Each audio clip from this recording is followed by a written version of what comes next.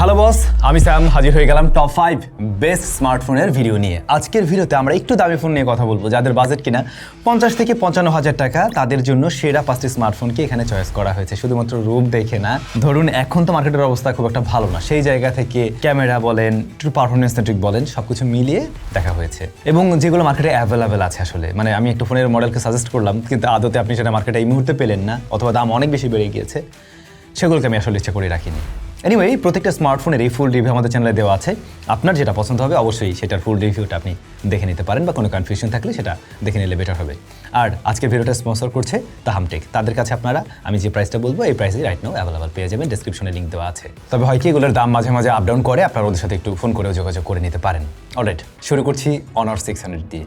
এই স্মার্টফোনটা কারেন্টলি আপনারা 49 থেকে 50 হাজার টাকার মধ্যে পাবেন। এর 256 জিবি ভ্যারিয়েন্ট, তবে পরবর্তী ভ্যারিয়েন্টের দাম আর একটু বেশি, সেক্ষেত্রে আরও 4-5 হাজার টাকা বাড়াতে হয়। অনার 600 দেখতে স্মার্টফোনটা সুন্দর আছে, অনেকের কাছে হয়তো একটু ফ্লেক্স নেওয়ার মতো একটা ব্যাপার তৈরি করবে আর কি। অ্যালুমিনিয়াম ফ্রেম রয়েছে, স্মার্টফোনটিতে অ্যামোলেড প্যানেল আছে, 120 হার্টজ পর্যন্ত হাই রিফ্রেশ রেট রয়েছে, এবং ইনসেইন ব্যাপার হলো 8000 নিটস পিক ব্রাইটনেস। যদিও এটা আপনার খুব একটা কাজে আসবে না, নর্মালি হ্যাঁ ইনডোর আউটডোর বোধ জায়গায় ঠিকভাবে দেখা যায়। HDR এর সাপোর্ট রয়েছে, 3840 হার্টজ PWM ডিমিংও রয়েছে, সো ডিসপ্লে ওয়াইজ গুড। দেন আমরা যদি যাই এসওসিতে, স্ন্যাপড্রাগন 7 Gen 4। হ্যাঁ, এইটা একটু কমেই মনে হবে, এবং আমি আমার ভিডিওতে বলছিলাম যে এই প্রাইস সেগমেন্টে এসে আমরা আরও বেটার চিপ আশা করি বা এক্সিস্ট করতে দেখি। এই স্মার্টফোনটাতে 6টা মেজর আপডেট পাওয়া যাবে, সো এইটা আবার একটা ভালো বিষয়। আপনি আপনার ফোনটাকে দীর্ঘদিন পর্যন্ত লেটেস্ট অ্যান্ড্রয়েডে রান করতে দেখবেন। 200 মেগাপিক্সেলের মেইন ক্যামেরা, 12 মেগাপিক্সেলের আল্ট্রাওয়াইড শুটার, কোনো টেলিফটোর বালাই নেই। তবে এইটার যে 200 মেগাপিক্সেলটা, এটা মোটামুটি লসলেস টাইপের একটা আউটপুট দিতে পারে, এবং বেশ কয়েকটা ফোকাল লেন্থে আপনি পোর্ট্রেট তুলতে পারবেন। সো পোর্ট্রেটে টেলিফটোর যে প্রয়োজনীয়তা সেইটা অলমোস্ট ফুলফিল করে ফেলে। স্টিল একটা মানে ফিজিক্যাল সেন্সরের মতো বা ফিজিক্যাল লেন্সের মতো তো রেজাল্টটা দিবে না, সেটাই স্বাভাবিক। সো হ্যাঁ, ওইখানে একটু কম্প্রোমাইজ করছে, কিন্তু ছবির কোয়ালিটি এটার ভালো। দেন 50 মেগাপিক্সেলের ফ্রন্ট ফেসিং ক্যামেরা রয়েছে, 4K 30 FPS এ সর্বোচ্চ রেকর্ড করতে পারে। এইখানে একটু লিমিটেশনস, 60 FPS থাকাটা উচিত এই বাজেটে।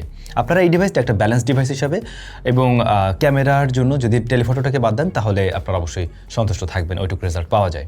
7000 mAh এর ব্যাটারি অ্যান্ড 80 ওয়াটের চার্জিং সিস্টেম সাপোর্ট নেয়, প্লাস বক্সেও থাকে। কিন্তু ভাইজান, আপনার তো অনারের চাইতে বেশি ভালো লাগতেছে OnePlus এর ফোন, সেই ক্ষেত্রে আপনি দেখতে পারেন OnePlus Nord 6। এই স্মার্টফোনটা রিসেন্টলি বাংলাদেশে এসেছে। এর 256 GB variant right now 55 to 56 এর মধ্যেই পাওয়া যায় আর কি। অ্যামোলেড প্যানেল আছে, 165 হার্টজ পর্যন্ত হাই রিফ্রেশ রেট দিতে পারে, সো রিফ্রেশ রেটের জায়গাটা বেশ বড় সড়ো। অন্যদিকে 3600 নিটস পর্যন্ত পিক ব্রাইটনেস, আগেটা 8000, এটাতে 3600। শুনে অনেক কম মনে হলেও টু বি ভেরি অনেস্ট, আউটডোরে দুইটা স্মার্টফোন প্রায় একই রকম ভিজিবিলিটি দেয়, সো ওটা নিয়ে সমস্যা নেই, এবং দেখতে কোনো সমস্যা নেই। 3840 হার্টজ PWM ডিমিং, এটাও সাপোর্ট নিচ্ছে। স্ন্যাপড্রাগন 8S Gen 4 রয়েছে, 8S Gen 4 রয়েছে, সো পারফরমেন্স ওয়াইজ আপনি আরেকটু বেটার কিছু লক্ষ্য করছেন এখানে। মেবি 3 থেকে 4 বছরের মেজর আপডেট পাওয়া যাবে এটাতে। UFS 4.1 হলো গিয়ে এর স্টোরেজ টাইপ। পারফরমেন্সের জায়গায় এটা হ্যাঁ একটু বেটার, বাট এর চাইতেও বেটার কিছু আমরা এক্সিস্ট করতে দেখি। আইকিউর ফোনে আমরা দেখি, আরও জন্য কি ফোন আছে যেগুলোতে আরেকটু বেটার চিপ আমরা এক্সিস্ট করতে দেখি। তবে এটার পারফরমেন্সটা ভালো, অর্থাৎ খুব ব্যালেন্স একটা পারফরমেন্স দেয়, এবং এই ফোনটা আমরা প্রায় সপ্তাহ দুয়ের মতো ব্যবহার করছিলাম। আমাদের ইউজ কেস থেকে আমরা বলতে পারি যে একটা মানে হাই মিড প্রাইস পয়েন্টের মতো আউটপুট দিয়ে থাকে। অন্যদিকে 50 মেগাপিক্সেলের main shooter, 8 megapixel ultrawide, 32 megapixel front facing camera and 4K 60 FPS record করতে পারে। স্মার্টফোনটা সর্বোচ্চ ছবির কোয়ালিটি নিয়ে বলতে গেলে অনার 600 এর ছবি এর চাইতে কিছুটা বেটার হবে, হিসাব সোজা। অন্যদিকে এই স্মার্টফোনটিতে 7500 mAh এর ব্যাটারি রয়েছে অ্যান্ড 80 ওয়াটের চার্জিং সিস্টেম থাকবে এর বক্সে। বাট আপনার যদি আরেকটু শক্তিশালী পারফরমেন্সের স্মার্টফোন প্রয়োজন হয়, সেক্ষেত্রে চয়েস লিস্টে রাখতে পারেন iQOO Neo 11, 12 জিবি ভ্যারিয়েন্ট, যা 52 থেকে 53 হাজার টাকায় পাবেন আপনারা। সো এই স্মার্টফোনটাতে আমরা এসে দেখছি যে 12 জিবি র্যাম রয়েছে, এটা একটু আপনাকে এগিয়ে রাখবে প্রাইস অনুযায়ী। অন্যদিকে আবার অ্যামোলেড প্যানেল আছে, 144 হার্টজ হাই রিফ্রেশ রেট রয়েছে, HDR10+ এর সাপোর্ট রয়েছে, ডিসপ্লেও খারাপ না, এটা অবশ্যই ভালো। তবে এই স্মার্টফোনটার বডি ফ্রেমটা সবকিছু মিলে হাতে ধরে একেবারে ওই লেভেলের প্রিমিয়াম ফিল্টার কি পাওয়া যাবে না হয়তো। স্ন্যাপড্রাগন 8 Elite রয়েছে, স্ন্যাপড্রাগন 8 Elite অফকোর্স একটা ফ্ল্যাগশিপ চিপ, অ্যান্ড UFS 4.1 হলো গিয়ে স্টোরেজ টাইপ। সুতরাং আপনি পারফরমেন্সের জায়গাটাতে বেটার কিছু লক্ষ্য করবেন। ইভেন যারা গেমিং টেমিং করার প্ল্যান করছেন, তারাও চাইলে এই স্মার্টফোনটা আপনার চয়েস লিস্টে অবশ্যই রাখতে পারেন। এই স্মার্টফোনগুলোর দাম কত কম ছিল না, মানে যে এটার বিশেষ করে, বাট এখন দেখেন কতগুলো টাকা বেড়ে গেছে। এনিওয়ে, এটাতে আমরা 50 মেগাপিক্সেলের মেইন ক্যামেরা দেখছি, 8 মেগাপিক্সেল আল্ট্রাওয়াইড দেখছি, 16 মেগাপিক্সেলের ফ্রন্ট ফেসিং ক্যামেরা দেখছি। বাকি যে দুইটা ডিভাইস গেল, ওই দুইটার চাইতে আবার এটার ক্যামেরা আরেকটু পিছিয়ে পড়ে। এটা একটু পারফরমেন্স সেটিভ ডিভাইস, যাদের পারফরমেন্সের জন্য ডিভাইস দরকার 50-এর মধ্যে আপনারা এইটা আপনার বিবেচনায় রাখতে পারেন, অ্যান্ড আমাদের ফুল রিভিউটা দেখে নিতে পারেন। আচ্ছা, এবারে ফাইনালি গুগলের একটা স্মার্টফোনকে আমি রেখেছি। অনেকদিন পরে টপ 5 এর মধ্যে গুগলের একটা স্মার্টফোন ক্যামেরা নিয়ে আসছি, আর তা হলো গুগল পিক্সেল 9a। কিছু মানুষ আছে যারা গুগলের ফোন পছন্দ করে, তাদের কাছে মানে ব্র্যান্ড ভ্যালু ম্যাটার করে, তাদের চিন্তা করে এই ফোনটাকে নিয়ে আসা হয়েছে। 128 GB variant, right now 51 to পরবর্তী ভ্যারিয়েন্ট 56 এর মাঝে পাওয়া যায় আর কি। সো এই স্মার্টফোনটাতে আমরা OLED প্যানেল দেখতে পাই, 120 হার্টজ হাই রিফ্রেশের দেখতে পাই, বাট এটার সাইজটা ছোট। মাথায় রাখবেন এটা একটা কম্প্যাক্ট ডিভাইস, 6.3 ইঞ্চ হলো গিয়ে এর প্যানেল সাইজ। সো আপনার যদি কম্প্যাক্ট ফোনে কোনো সমস্যা থাকে তাহলে এটার দিকে আপনি নাই যান বরং, বাট অনেকের কাছে আবার কম্প্যাক্ট ফোনে বেশি পছন্দ, তাদের হিসাবটা আলাদা, তাদের জন্য এটা ঠিক আছে। টেন্সর Z4, সো এসওসিটা একটু মাথা গরম করবে হালকা, এবং এটা 4nm এর একটা এসওসি। সো এই প্রসেসরের বিষয়টা নিয়েই অনেকের কাছে ম্যাটার করবে।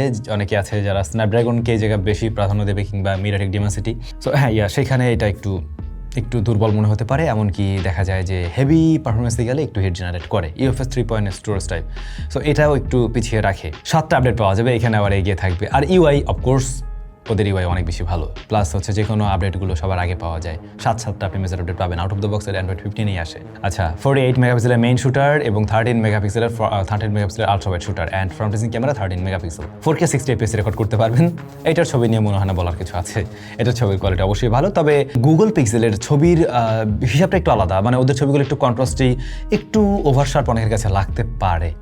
সো যদি আপনার আবার এই ব্যাপারগুলো ম্যাটার না করে তাহলে তো ঠিক আছে। এমনিতে ওভারঅল ছবির কোয়ালিটি খুবই ভালো থাকে। 5100 mAh এর ব্যাটারি অ্যান্ড 23 ওয়াটের চার্জিং সিস্টেম, যা একদমই বেমানান সত্যি বলতে এই যুগে। বাট ফোনের সাইজ যেহেতু ছোট, একদিন চালানো যায় আসলে এটা। এর পরবর্তী smartphone nothing phone 4a Pro। যদি আপনি একটা ক্যামেরা সেন্ট্রিক ডিভাইসই খুঁজে থাকেন, আপনার সমস্ত কিছু দরকার টেলিফটো, তাহলে আপনি এই স্মার্টফোনটা দেখবেন। 128GB variant right now 54 to 55K তে পাওয়া যায়।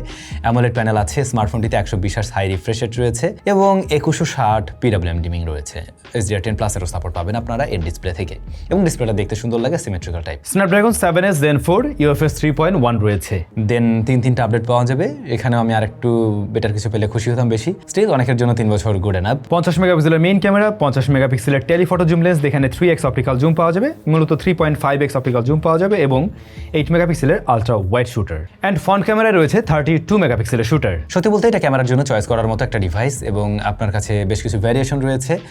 আই থিঙ্ক আপনি ছবিতে মজা পাবেন আর কি, যেমন ধরুন টেলিফটোর ব্যাপারটা, এটা অনেকেরই প্রয়োজন পড়ে। 5400 mAh battery and 50 watt charging system, যেটা বক্সে আপনি পাচ্ছেন না, ওটা আলাদা করে কিনে নিতে হবে। আর কিনে নিতে পারেন আপনি QC ওয়্যার যে চার্জারগুলো রয়েছে সেগুলো।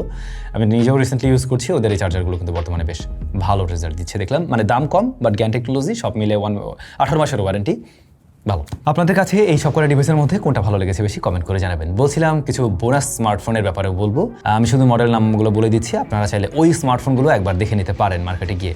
পোকো X8 Pro Max এই স্মার্টফোনটা দেখতে পারেন। ভিভোর V70, যদি ক্যামেরার জন্য একটা ফোন দরকার হয় আপনি এই স্মার্টফোনটাকেও চয়েস লিস্টের মধ্যে রাখতে পারেন। দেন মোটরোলার Moto S70 Pro, এই স্মার্টফোনটাকেও একবার দেখা যেতে পারে আই থিঙ্ক। মিডিয়াটেক ডিমেনসিটি 8500 আলট্রা বোধহয় রয়েছে। তো এই তো, আপনাদের কাছে কোন ডিভাইসটা বেশি ভালো লেগেছে কমেন্ট করে জানাবেন। পরবর্তীতে আমরা একটার পর একটা এরকম স্টেপ ওয়াইজ বিভিন্ন সেগমেন্টের ফোনের ভিডিও নিয়ে আসছি, টপ 5 এর, সেগুলো পাবেন। ভালো থাকুন, তাহলে দেখা হচ্ছে SamZone নতুন কোনো ভিডিওতে।